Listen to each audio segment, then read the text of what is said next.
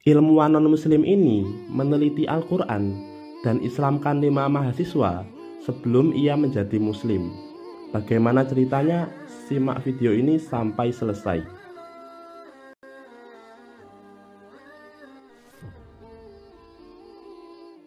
Sesungguhnya orang-orang yang kafir kepada ayat-ayat kami, kelak akan kami masukkan mereka ke dalam neraka.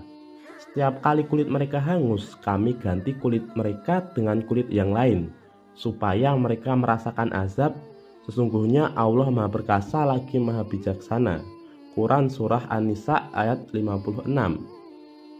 Bagi sebagian besar umat Islam, ayat di atas terdengar seperti ayat-ayat serupa dalam Al-Quran yang menjelaskan pedihnya siksa neraka bagi orang-orang yang tidak beriman. Namun tidak demikian bagi Tagatha Tejasen, seorang ilmuwan Thailand di bidang anatomi. Baginya, ayat itu adalah sebuah keajaiban. Konferensi kedokteran Saudi ke-6 di Jeddah yang diikuti Tejasen pada Maret 1981 menjadi awal kisah pertemuannya dengan keajaiban itu. Dalam konferensi yang berlangsung selama 5 hari itu, sejumlah ilmuwan muslim menyodori Tejasen beberapa ayat Al-Quran yang berhubungan dengan anatomi. Tejasen yang beragama Buddha kemudian mengatakan bahwa agamanya juga memiliki bukti-bukti serupa yang secara akurat menjelaskan tahap-tahap perkembangan embrio. Para ilmuwan muslim yang tertarik mempelajarinya meminta profesor asal Thailand itu untuk menunjukkan ayat-ayat tersebut pada mereka. Setahun kemudian, Mei 1982, Tejasen menghadiri konferensi kedokteran yang sama di Dammam, Arab Saudi. Saat ditanya tentang ayat-ayat anatomi yang pernah dijanjikannya, Tejasen justru meminta maaf dan mengatakan bahwa ia telah menyampaikan pernyataan tersebut sebelum mempelajarinya. Ia telah memeriksa kitabnya dan memastikan bahwa tidak ada referensi yang dapat dijadikan bahan penelitian.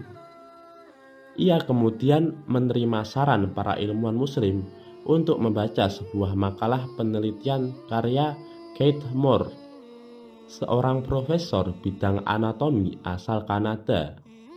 Makalah itu berbicara tentang kecocokan antara embriologi modern dengan apa yang disebutkan dalam Al-Quran. Tejasen tercengang saat membacanya. Sebagai ilmuwan di bidang anatomi, ia menguasai dermatologi, ilmu tentang kulit.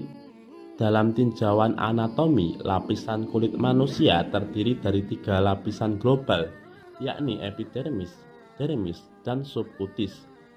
Pada lapisan yang terakhirlah, subkutis, terdapat ujung-ujung pembuluh darah dan syaraf. Penemuan modern di bidang anatomi menunjukkan bahwa luka bakar yang terlalu dalam akan mematikan syaraf-syaraf yang mengatur sensasi. Saat terjadi kombustio grade 3, luka bakar yang telah menembus subkutis, seseorang tidak akan merasakan nyeri. Hal itu disebabkan tidak berfungsinya ujung-ujung serabut syaraf aferen dan eferen, pengatur sensasi yang rusak oleh luka bakar tersebut. Makalah itu tidak saja menunjukkan keberhasilan teknologi kedokteran dan perkembangan ilmu anatomi, namun membuktikan kebenaran Al-Quran ayat 56 surah An-Nisa mengatakan bahwa Allah akan memasukkan orang-orang kafir ke dalam neraka dan mengganti kulit mereka dengan kulit yang baru setiap kali kulit itu hangus terbakar, agar mereka merasakan pedihnya azab Allah. Jantung Tejasen berdebar. Bagaimana mungkin Al-Quran yang diturunkan 14 abad yang lalu telah mengetahui fakta kedokteran ini? Sebelum berhasil mengatasi keterkejutannya, Tejasen disodori pertanyaan oleh para ilmuwan muslim yang mendampinginya. Mungkinkah ayat Al-Quran ini bersumber dari manusia? Ketua jurusan anatomi Universitas Chiang Mai Thailand itu sontak menjawab, tidak, kitab itu tidak mungkin berasal dari manusia. Ia kemudian termangu dan melanjutkan responnya. Lalu, dari mana kiranya Muhammad menerimanya? Mereka memberitahu Tejasen bahwa Tuhan itu adalah Allah, yang membuat Tejasen kemudian ingin tahu, lalu siapakah Allah itu? Tanyanya. Dari para ilmuwan muslim tersebut, Tejasen mendapatkan keterangan tentang Allah. Sang Pencipta yang darinya bersumber segala kebenaran dan kesempurnaan. Dan Tejasen tak membantah semua jawaban yang diterimanya, ia membenarkannya. Profesor yang pernah menjadi dekan Fakultas Kedokteran Universitas Chiang Mai itu lalu kembali ke negaranya, tempat ia menyampaikan sejumlah kuliah tentang pengetahuan dan penemuan barunya itu. Informasi yang dikutip oleh laman spesial worldofislam.info menyebutkan bahwa kuliah-kuliah profesor yang masih beragama Buddha itu di luar dugaan telah mengislamkan 5 mahasiswanya.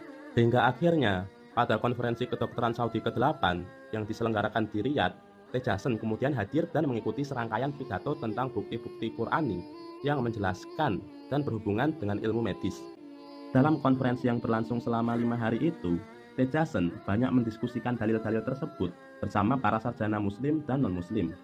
Di akhir konferensi, 3 November 1983, Tejasen maju dan berdiri di podium. Di hadapan seluruh peserta konferensi, ia menceritakan awal ketertarikannya pada Al-Quran, juga kekagumannya pada makalah Kate Moore yang membuatnya meyakini kebenaran Islam. Segala yang terekam pada Al-Quran 1400 tahun yang lalu pastilah sebuah kebenaran yang bisa dibuktikan oleh sains.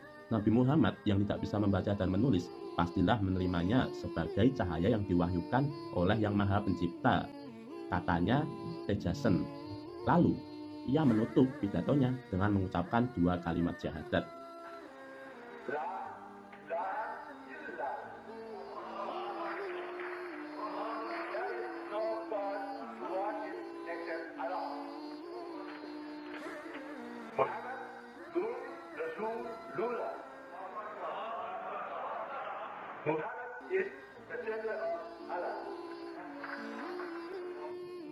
Oke ikhwan filah, itulah tadi cerita mu'alaf seorang non-muslim Tagatha Tejasen yang mu'alaf karena mendapati salah satu mukjizat Al-Quran dalam bidang sains.